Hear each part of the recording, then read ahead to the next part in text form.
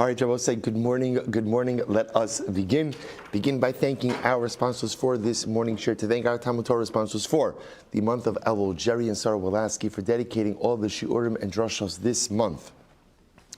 In the schus of Refuah Shlema for Zechariah Dov Ben Parol Shira, the Tilson and Wall families of Eretz Yisrael, for dedicating all the shiurim and drashos this month in honor of the weddings of our children, and with best wishes for Ana Tova Umesuka for all the members of the Shir. To thank Shindy and Avram Kelman for dedicating all the shiurim and drashos this month in memory of their beloved parents, and in the schus of all of those who need a refuah shalema. To thank Salma Wolf for dedicating all the shiurim and drashos this month with immense gratitude to Hashem, and with tefillos for health for all in the new year. Our week of learning sponsors: Hillary Jacobson Kent, in commemoration of the yahrzeit of Milton Jacobson, Mordechai Menashe Ben Dina, Zichron Levrach. We hope that in the merit of our Talmud Torah, the neshama will have an aliyah and the family a nechama. Rabbi, so with that, let us begin. Baruch Hashem, we have a lot to do today. Today's daf is Lamed.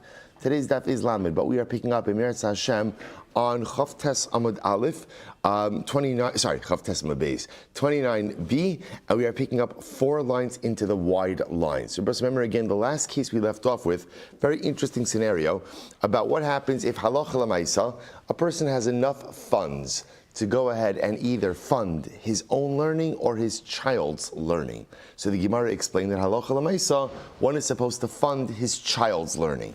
Now there was an exception to this. What's the exception to this? If the father is, I guess we'll call it, possesses greater intellectual ability than the son, or the father possesses greater learning potential than the son, in that case, the father would go ahead and fund his own learning over his son. So the Gemara gives an example of this. Rav Yaakov, Rav Yaakov, the son of Rav Acha bar Yaakov, so again, Rav Acha bar Yaakov sent his son, Rav Yaakov, to go ahead and learn before Abaye. Ki asa, when he came home, he saw that his son was not so sharp on his learning. In other words, we'll see this concept, or we'll say, that his son didn't seem to have really like a command of the knowledge. Amrle, ana adifa minach, Tuv'at de'ezel ana. So at that point, Rav Acha said to his son Rav Yaakov, "You stay home, and I will go and learn." Shama Abaye de kahava asi. So Abaye heard now that Rav Acha was coming to the yeshiva. So listen to this: Havahu mazik be'rabanan da Abaye. So there was a particular shade, a particular demon that inhabited the Beis Medrash of Abaye. Now this shade, this demon, was so powerful. This shade, I will say, generally shadim, don't start up with people during the day. This shade was so powerful, so brazen, that it started up with people even during the day. Not only that, the Gemara says it also started up with groups of people. Normally shadim stay away by day. Normally shadim don't start up with groups. This shade was so brazen that it started up with everyone. So what happened? So Abaye gave instructions to the townspeople. No one offered to host Rav Acha bar Yaakov. If no one offers to host Rav Acha bar Yaakov, he'll have no choice but to sleep in the Beis Medrash. And if he sleeps in the Beis Medrash, then hopefully again he will be able to go ahead and combat this shade. So al basahu be'rabanan idmi leketanina d'shever shasa. So what happened? Sure enough, Abaye had no offers for hospitality. Therefore, he had to sleep in the Beis Medrash. And sure enough, when he came to the Beis Medrash, he encountered this shade. The shade itself had 7 heads, called Kriya Dekara. So when he davened, every time Abaye bowed, so Nasar Chad Reshe, one head of the shade came off. So what I say, the idea is Abaye, through his tefillah, was able to go ahead and totally decimate this shade. Now the next day, Rav Acha bar Yaakov runs into Abaye. He says, by the way, Amar Lahu, Lamachar, Ilo Israchesh Nisa Sakinsin. So Rav Acha bar Yaakov says to Abaye, listen, essentially, right, the loose translation is, do me a favor, give me a heads up, right, the next time you have in mind to do something like this, because had a miracle not occurred for me, I would have really been placed in significant mortal danger. Okay, incredible story. We'll say, now by the way, interestingly enough, halacha l'maisa, remember, so in this case, so going back to the halacha, if there is a question between funding one's own Talmud Torah and one's son's Talmud Torah, so remember again, we've seen a pattern that mitzvah de gufei, right? Any mitzvah that has to do with you takes precedence over an obligation you have towards someone else. Now, the only exception to that is if a person sees that his son has incredible potential, then einachinami, under those circumstances, there would be an obligation to fund his son's learning over his own. Now, there's a lot of discussion in this, that bepashtos, what this is talking about is after a father has fulfilled the formal obligation of Vishinamtam Levanech. In other words, say, so it's not the pshat, my kid's about to start yeshiva, okay, so I'm looking at this, should I pay my kid's tuition? Should I pay my kid's tuition? Or maybe I should go ahead and spend the money on me so I could advance my learning. Well, obviously, as an adult versus a child, I'm going to have greater success. So that's not what I'm talking about. It's talking about really after a father has funded his child's formal education. And then there's a question between supporting a child in learning versus my own learning. That's when one's own learning will take precedence over the child's learning. Unless, of course, the child exhibits potential, in which case the father would fund that learning as well. Incredible. Let's go right there. Tanabanan, limo Torah v'lisa isha. We'll say what happens. What's the proper order in terms of learning and getting married? Right. So the person is of age. So should I get married first or should I learn Torah first? So the Gemara says Yilmo Torah v'achak yisa isha. Person should go ahead and learn Torah, and then afterwards go ahead and get married. Learn Torah first and get married. Now, both say, now what's the logic behind that? The logic is relatively simple. Marriage comes with awesome responsibility. So as such, again, the idea is better to learn Torah before one gets married. This way one learns Torah without the yoke of parnasa, without the yoke of responsibility upon them. Then get married. But if a man cannot live without a woman, Nabal said what that's referring to is, but if a person's mind is preoccupied with desirous thoughts, and he has no permissible outlet for those thoughts, and therefore, again, he's going to be preoccupied with those desires, then better to get married first. Then better to get married first. That way, again, a man has a home, a man has a wife, a man has a permissible outlet for natural and normal desires. So get married first and then go ahead and learn afterwards. Amar Rabbi Shmuel, halacha no se ish v'achar yomot Torah. So Rabbi Yehuda says in the name of Shmuel, the halacha is get married first and then learn. Get married first. Now, what you see also like embedded in this is Chazal's feeling of get married young. Get married young. That's what you're trying to push for over here. Get married young, get yourself settled, and then go ahead and be able to learn. Rabbi Yochanan says, understand, once you get married, you have to support a wife. Right? You get married, you have the obligation to support a household. So how is a person going to be able to devote themselves to learning? Literally, again, we'll say, Rechaim b'tzavara means like the grinding stone is around your neck. The yoke of parnasa is on you, and you're going to be able to learn. The lo pligi halan v'halur. Well, so the Gemara says they're not really arguing, reflecting two different communities. So we'll say, interestingly enough, one was talking about Bavel, one was talking about Eretz Yisrael. In Bavel, it was very common for men after they got married to go to Eretz Yisrael to learn. So therefore, I will say in Bavel, a man can get married, have the yishuv hadas, have the inner peace of knowing he has a wife, he has a home, and then he goes off to learn. So because he's going off to learn, he's not saddled with the day-to-day responsibilities of running the household. And that's why, again, so in Bavel, you can get married first and then go learn. In Eretz Yisrael, where often learning was happening right there, if a person were to get married and then go ahead and learn, so once they get married, because they'd be living at home, they'd be saddled with the responsibilities of running a household, and therefore, again, that would distract ultimately from learning. So I'll say, so it's just interesting. So you begin to see just these different models, these different lifestyle models of should a person get married first and then learn? Should a person learn and then get married? Again, different practices, Babel and Eretz Yisrael. So let's go weiter. Mishtabech le Rav Chisda l'Rav Huna b'Rav Hamnuna. So we'll say, so Rav Chisda was praising Rav Hamnuna to Rav Huna, the Adam Gadolhu. That Rav Hamnuna was a great man. So Rav Huna says, okay, when this guy Rav Hamnuna comes along, bring him to meet me. I'd like to meet him. Ki asa. So when ultimately, again, when Rav Chisda brought Rav Hamnuna to meet Rav Huna, chazei de lo pares sudra. So Rav Huna saw that Rav Hamnuna was not wearing a cloak over his head. And I will say, wearing a cloak over your head was a sign of marriage. So Rav Huna saw that Rav Hamnuna was unmarried. Amarle, my time lo priestess sudra. So Rav Huna says to Rav Hamnuna, why aren't you wearing a cloak over your head? Amarle, to lo nisibna. So ultimately, I'm not married. Rav Hamnuna said, I'm not married. Sadruna la pemine. At that point, when Rav Huna heard that Rav Hamnuna was not married, he turned his face away. He wouldn't look at him. Amarle, I will not look at you until you get married. So in other words, Rav Huna was very disapproving that Rav Hamnuna was not yet married. He felt that for a person to not be married by a certain age was an unhealthy thing, and therefore, again, his Torah would be impacted by that, and therefore he refused to look at him. Interesting. So the Gemara says, Rav Huna l'tamei, Rav Huna goes according to his reason, the Amar, ben esim shana v'lo nasa isha, chayama ba'avera. Wow. So Rav Huna is of the opinion that if you reach the age of 20 years old and you are not married, all of your days are lived in sin. This is talking to a man. If you reach the age of 20 and you are not married, all of your days are lived in sin. Ba'avera, really? At the age of 20, ba'avera, if I'm not married by 20, I'm living in sin? I don't know, that's a pretty strong statement. So Ella ima kol yama behir avera. All of your days are spent with desirous or lustful thoughts. Here avera, thoughts of avera. I would say, what Rav Huna was focusing on over here is, there's a reality, right? There's a reality that people have natural desires and natural wants, healthy desires and healthy wants. So at the end of the day, Kadosh Baruch Hu programmed us this way. So Rav Huna was a big proponent of getting married young.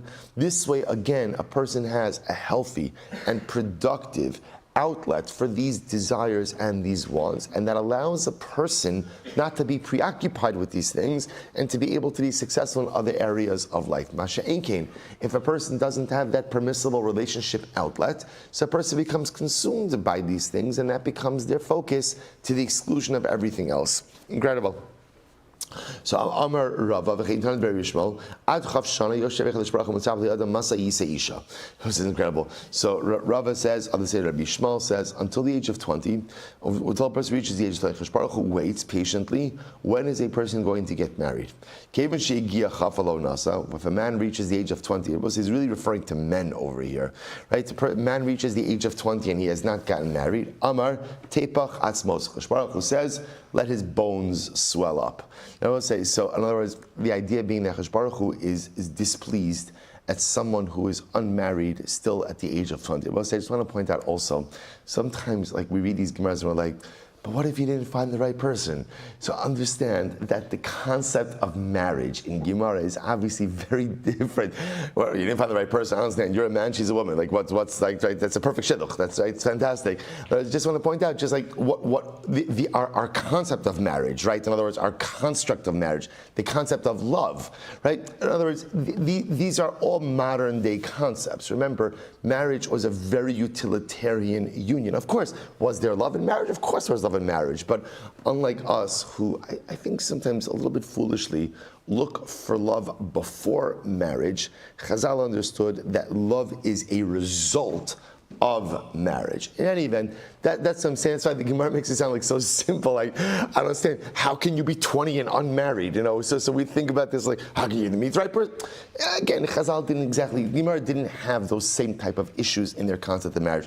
There might be something to be learned from this. Okay, different discussion. I'm Rav Chisda. So listen to this also. Rav Chisda said, "Hi da'adifna mechavroi. I'm better than my friends. Why? Dinasibna b'shisar. I was married by 16. V'havin asimna ba'arbeisar. And had I been married by 14, top of lamed, hava amina l'satan gira beinach. I could have put an arrow in the satan's eye." Okay, so I'll say, so once again, so pointing out over here, Rav Chisda pointing out that marriage afforded him a certain level of life stability that allowed him to focus on his learning, that allowed him to focus on his spirituality. He had a wife, he had a home. Ultimately, again, he wasn't distracted by other things. Had I been married by 14, I would have been even stronger. Okay, Amali Rabbi Nelson Bar Ami, Adidach. Listen to this. Now switching gears a little bit of parenting advice. So Rabbi said to Rav Nasan Bar Ami, so while your hand is still on the neck of your child, I will say that expression is, make sure to educate your child and to impart important life lessons while you still have control over your child. Take a look at Rashi. And that's the expression, while your hand is on the neck of your child. Again, it's just meant as a control. Rashi says, So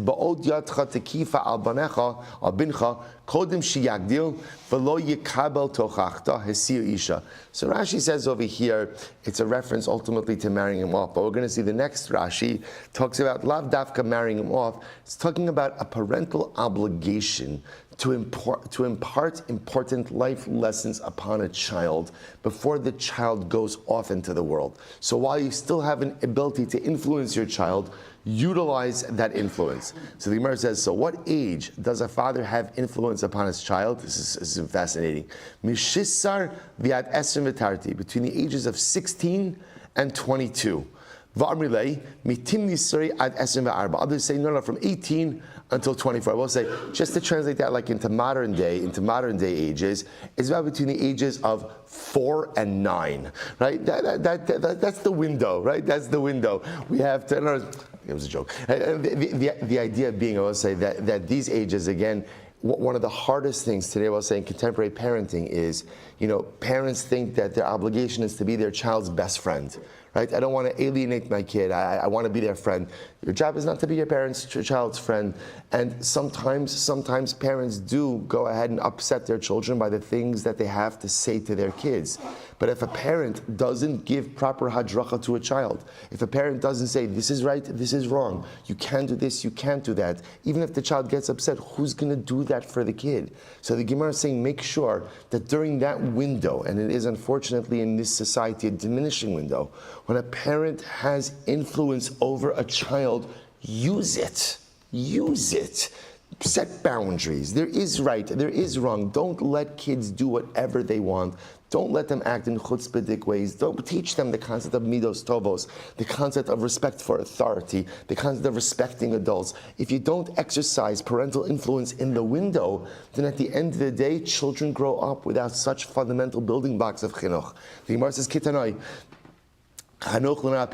educate a child according to his way. So we'll say here, the machlokes is lenar. See, Shlomo Melech says in Mishlei, chanoch lenar. So it doesn't say chanoch liyeled, chanoch lenar. What's a nar? What's a nar? A nar is a young man. As I will say, there are times in the maturation of our children where they may be too young to absorb certain life lessons, and then there's a time where they're already a little bit more set in their ways and already a little bit more independent, where they're also not going to accept those lessons. So I'll say, see here, this is the challenge, one of the challenging parts of parenting. At times my child is too young to hear. At times my child is too old to hear. There's a window. There's a window. What's that window? That window is narkite.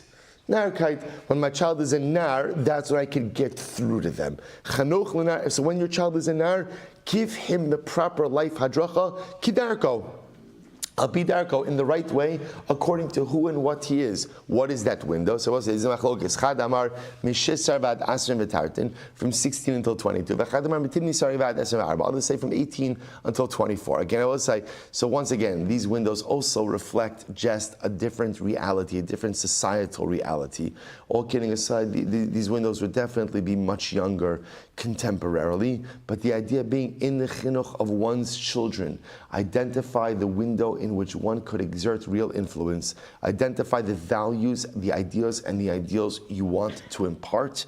Don't just say them, but model them for your children at that pivotal time. Incredible. So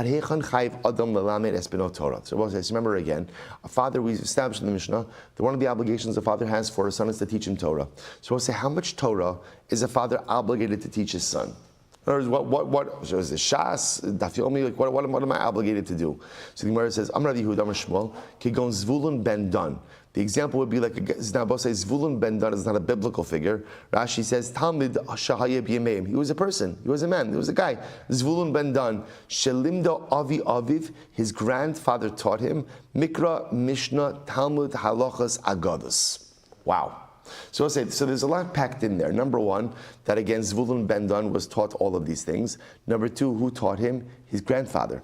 right, to Zayda, which is interesting. We'll come to that. Gemara says, Meisvei, Lamdu Mikra, Lamdu Mishnah, where Brisa says, all the father really has to do is teach his son Chumash. The ikar of Shinamtam Levanecha, the ikar of teaching one's son Torah is Chumash. And once you teach him Chumash, you're not obligated to teach him Mishnah or anything else afterwards. So Amarava, Mikra zu Torah.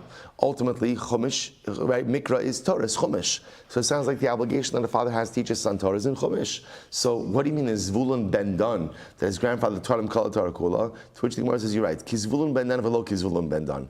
The Gemara meant to say that the obligation to educate one's child is like Zvulun ben Dan and not like Zvulun ben Dan. How so? Kizvulun ben Dan shalamdo avi aviv. So like Zvulun ben Dan in that his grandfather taught him. In other words, it's actually interesting that part of the mitzvah of chinuch for children is on the grandparents. We'll further define this a little bit more, that a grandfather has an obligation to learn with his grandchildren as well. V'lo kizvulun ben Dan, not like Zvulun ben Dan, dilu hasam mikra mishnah v'talmud v'halachas v'agabus, v'lo hacha mikra levad. So I'll say, so on one hand, what the Gemara is trying to extrapolate from Zvulun ben Dan is that there is an obligation upon a grandfather to learn with his grandchildren. But what's the nature of the obligation? Just on Chumash. Just on Chumash, the fact that Zvulun ben Dan's Zayda learned all of this other Torah with him is absolutely beautiful, but that's not really part of the inherent obligation. So, but 1 second, where did you come up with the idea that a grandfather is obligated in the chinuch of his grandson?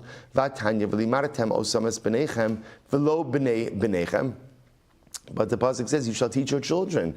That sounds like your children, not your grandchildren. So we'll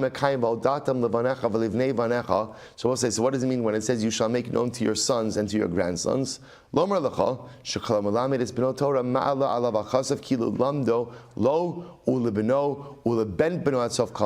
say, what it means is when you teach your son Torah, it is as if you are teaching Torah to future generations. Because we'll say, again, what's the logic?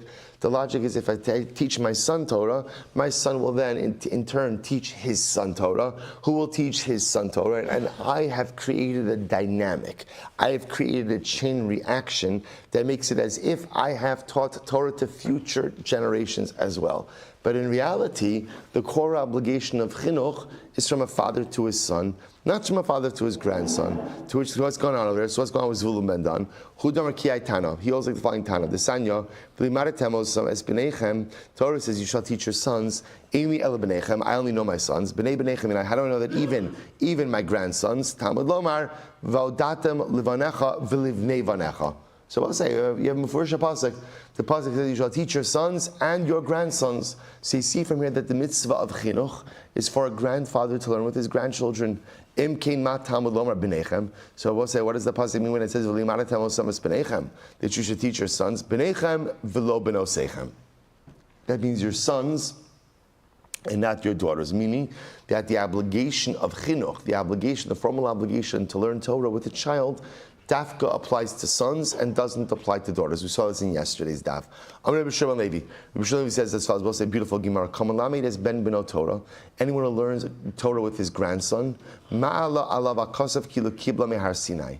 Torah treats it as if you received the Torah from Har Sinai. The act of learning with a grandchild, the act of teaching Torah to a grandchild, makes it as if you are. When learning with a grandchild, it is as if you are experiencing Sinaitic revelation. Where do we get that from? Shena Emar, V'altatem levanecha v'livnei vanecha, v'samechle yom asher amarta lifnei Hashem l'kecha b'chol. Because we'll say the pasuk says, you shall instruct your children and your grandchildren, and the next part of that pasuk is the day that you stood before Hashem on Har Sinai. We'll say such an interesting idea. Right? The Torah equates learning with grandchildren to Sinaitic revelation. Yet learning with one's own children is not necessarily a Sinaitic revelation. What's the pshat? We'll say, in general, this is a yesod in parenting, how it's fascinating, or grandparenting, how it's fascinating how some of the things we do as grandparents are so much sweeter when done with grandchildren than the same acts were when done with children. In other words, so often there could be natural friction between parents and children. So sometimes a father tries to learn with his son. It's not always the most pleasant experience. It's not. Sometimes the son is resistant to it. Sometimes the father-son dynamic doesn't learn right. So the father pushes, the son pushes back. So even though the father fulfills an obligation, the sweetness of it is sometimes not there. That's why, again, sometimes one of the most sweetest things is learning with your children when they get older, when there's a greater appreciation for what it means to learn with a parent, right? Sometimes as a kid, there's that struggle. With grandchildren, often that dynamic is totally different, right? With grandchildren, again, the friction isn't there. It's all sweetness. It's all beauty. So it's interesting how when learning with there's an obligation for a father to learn with his son, but yet when a grandfather learns with his grandson, that's like Matan Torah.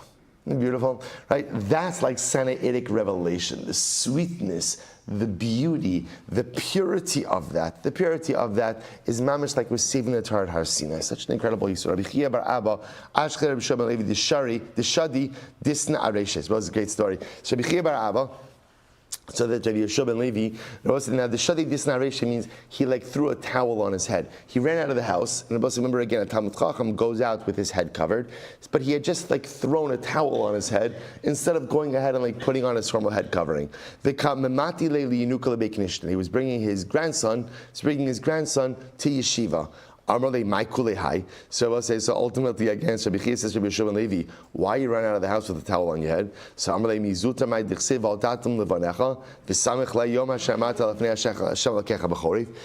Levi says, is it a simple thing that it says that teaching your grandchild Torah or enabling your grandchild to teach Torah is like receiving the Torah from Har Sinai? But as well say, so Rabbi Shmuel Levi said, I had to get my grandson to yeshiva. It is such a schus to enable the learning of my grandson that I just threw a towel on my head and ran out of the house, that my grandson should not be late for yeshiva. Mikan ve'ilach Rabbi Chia bar Abba lotam umsa ad mikri li'yenuka mosei. I will say from that day forward, Rabbi Chia bar Abba wouldn't eat breakfast. He wouldn't eat breakfast until he learned with his grandson, reviewing what his grandson learned the previous day and teaching him an additional pasuk. So beautiful, I will say. Rabbi Barafuna lotam umsa ad demaisi li'yenuka le'bei midrasha. Similarly, again, Rabbi Barafuna would not eat breakfast until ultimately, again, he brought his grandson to the base medrash. Rabbi will say, so again, you see this powerful yesod of how there's a mitzvah to learn with one's children. That's vishinamtam levanecha, to teach my son. But yet, to teach my grandson or to enable my grandson's learning, that's like Sinaitic revelation. I will say you should just know also on a deeper level, why is teaching a grandchild, learning a grandchild like Sinaitic revelation? Because remember again, whole yesod of Har Sinai is Mesorah.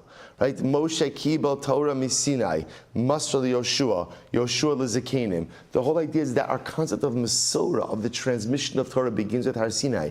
Let's say when a grandfather is zocha to give Torah to a grandchild, that's Mesorah, right? That is the transmission of Torah itself. That is like Har Sinai. Such a fascinating idea. So learning with your own child, that's ultimately, again, an obligation. Beautiful, but an obligation. Learning with your grandchild, that's like Har Sinai. Incredible. So Amar Safra, we'll say first one, Amar Safra Mishum Rabbi Shimon Chananya. My Dichsi, what's the meaning of the pasuk? Vishinamtam levanecha. Al tikri vishinamtam ella vishilashtam. This is incredible. Don't read it as vishinamtam, you shall teach, rather read it as vishilashtam. I was saying shilashta means divided into thirds. What does this mean? Li'olam yishalish adam shnosav. Person should divide his lifetime into 3 parts. Right? Divide up your years into 3 parts. Shlish b'mikra, shlish b'mishnah, shlish b'talmud. Use 1/3 of your life to learn Chumash, 1/3 of your life to learn Mishnah, 1/3 of your life to learn Gemara. Gemara says that's a great idea. There's only one problem. Mi yodea kama chaye. Does a person know how long he's going to live? Does a person know how long he's going to live? That he should divide up his lifetime into 3 parts. Lotzricha liyome. We'll say rather it means like this. It means divide up your day into 3 parts. Every single day you're learning should be divided up into 3 parts. 1/3 Chumash, 1/3 Mishnah, 1/3 Gemara. The idea being able to say that every single day a person should have a well-balanced spiritual diet, comprised of all things. Well, see, what it also shows you is something amazing. What's the key to successful living? What's the key to live every single day like it's an entire lifetime?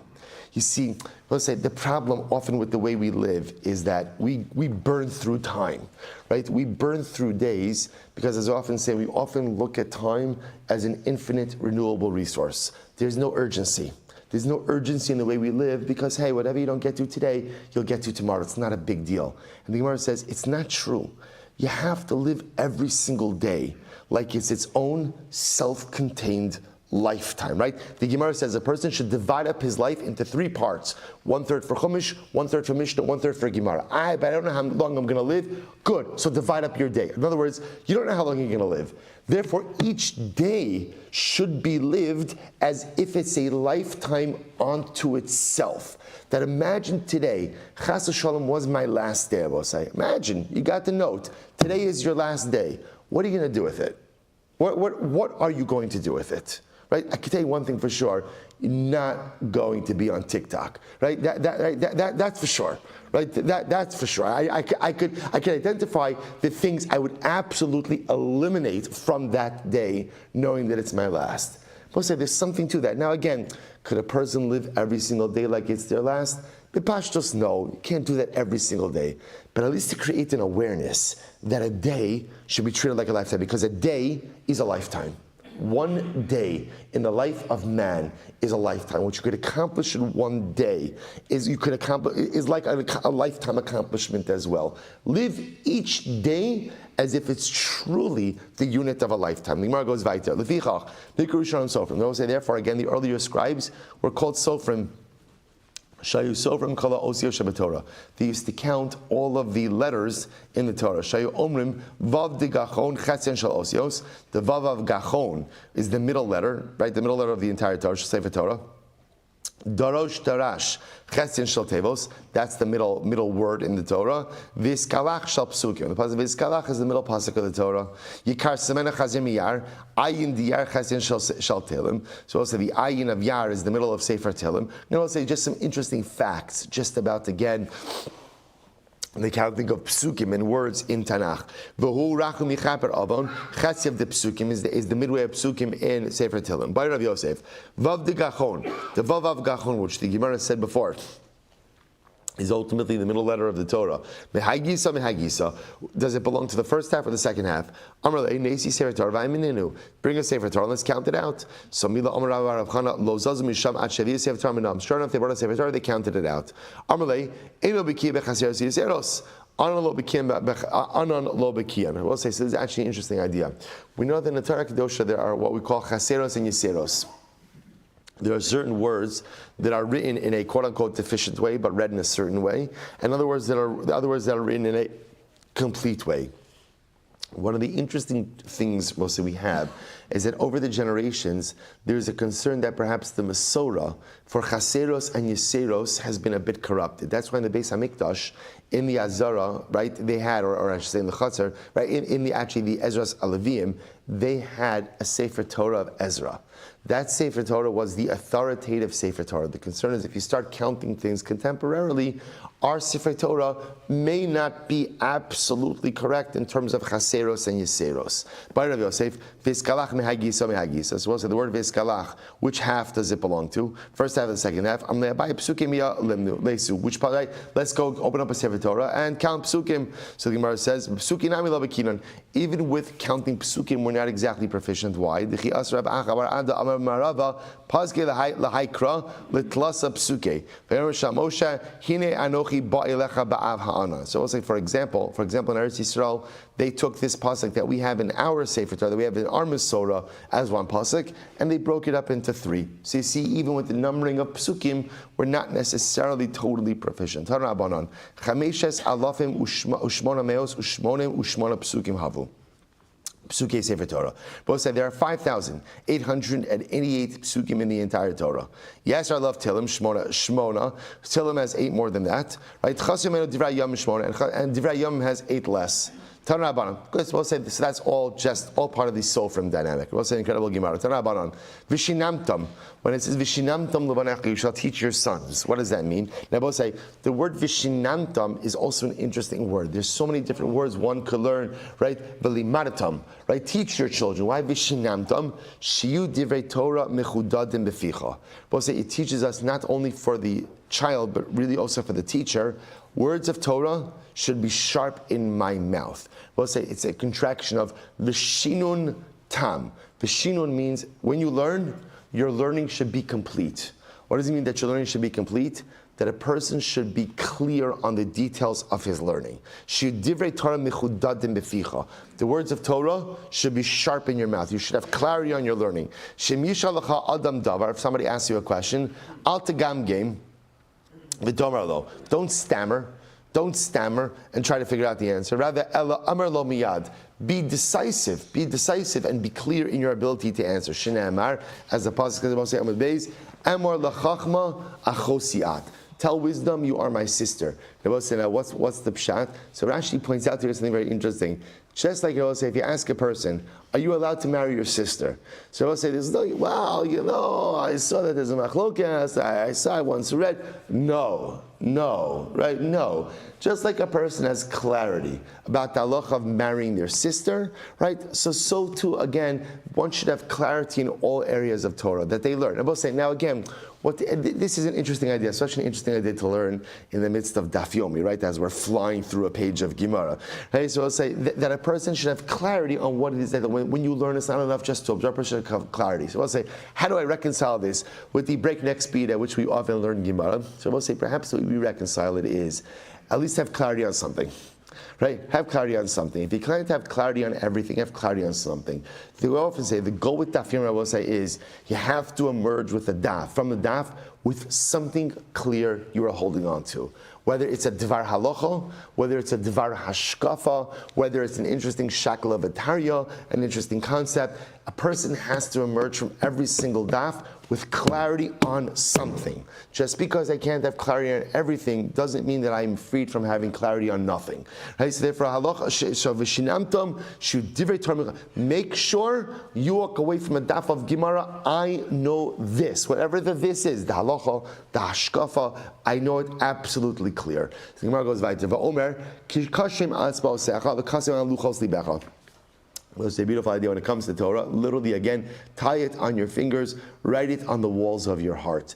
The idea being, let Torah be something that is bound to you.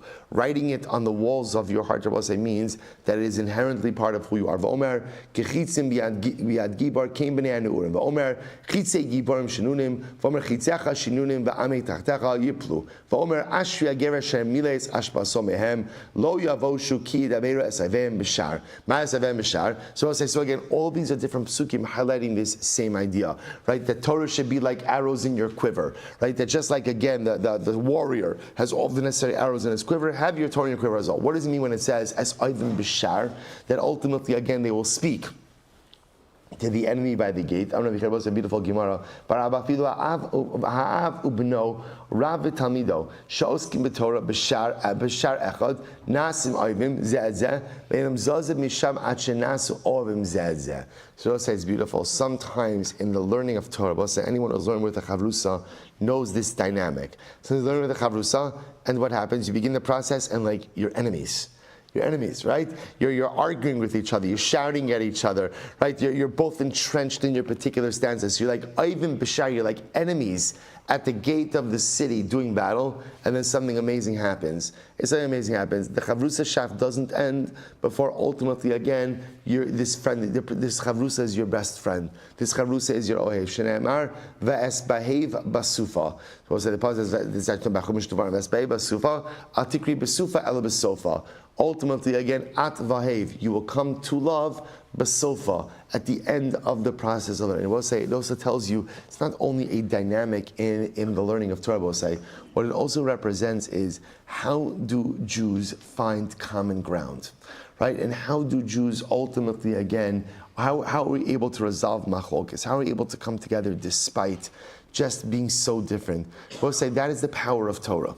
The power of Torah is supposed to be a great unifier. Even if the observance of that Torah is different, right, differs through different people, but lamais, again, Torah is a dynamic, unites people. If we could identify similar ideals, if we could identify similar beliefs, if we can be rooted in the same system of Torah, that is able to go ahead and turn enemies into the best of friends. Tan Rabbanon, v'samtam, well, so the pasuk says v'samtam. What's the pasuk over here? So we have something that's divrei eila alavavchem, right? Again, by Kriyashma, you shall place these words on your heart. Sam tam. So we'll say v'samtam. V'samtam, we'll say is a contraction. Sam tam. Sam is a potion. right? There's a potion or an ointment. Tam means complete. It affects complete healing. Nimshila Torah kisam chaim. But say Torah is like a medicine. It's like a medicine, right? A medicinal ointment. Mashallah Adam shehi gaspino maka gidola. But say it can be compared to a man who hit his son. Okay, again, not recommended, but again, he injures his son. He injures his son with a significant injury. V'niach lo retia amakaso. He places a bandage with ointment on the wound. V'amar, and the father says to his son, Bni, as long as the bandage is on your injury, eat whatever you want, drink whatever you want, and wash in warm water, cold water, and you don't have to be afraid of anything. But if you remove the bandage, ultimately again it's going to go ahead and spring up boils. So we'll say, so what's the name? So the mashal is just like if a person is injured, they put a bandage on their wound, and the bandage takes care of the injury, and you could also, as long as the wound is bandaged, you can pretty much do whatever you want. You'll be fine. Let's listen to this. Kacha Kadosh Baruch Hu Amar Lam Yisrael. So to Kadosh Baruch Hu says to Klal Yisrael, Barasi Yitzhara Barasi La Torah Tavlin. I've created the Yitzhara, but I've also created Torah as an antidote. If you learn Torah, you will not be handed over to the Yitzhara. Shne'emar halom teitiv seis. But if you don't learn Torah, atem nimsarem biado. Ultimately, again, you'll be handed over to the hands of the Yitzhara. Shne'emar lepesach chatas rovetz. So we'll say, is that not absolutely incredible? So we'll say, so Torah, it's such a beautiful imagery. Torah, we'll say, is like that ointment, is like that medicinal ointment. That if you have it, it protects you from so many other negative influences. We'll say, we often think when we learn that what we're doing is we're broadening our knowledge base and fulfilling a mitzvah, all true things. But in addition to all that, we'll say what I'm doing is I am putting the bandage with the ointment over myself. Torah protects me in a way that nothing else can protect me. And when you have that protection, you're able to stave off so many other influences. So we'll have to stop over here for today. We'll pick up Amir Hashem with this sugya tomorrow, more about the power of Torah, the protective power of Torah. We'll say, to be continued, Shkoyach.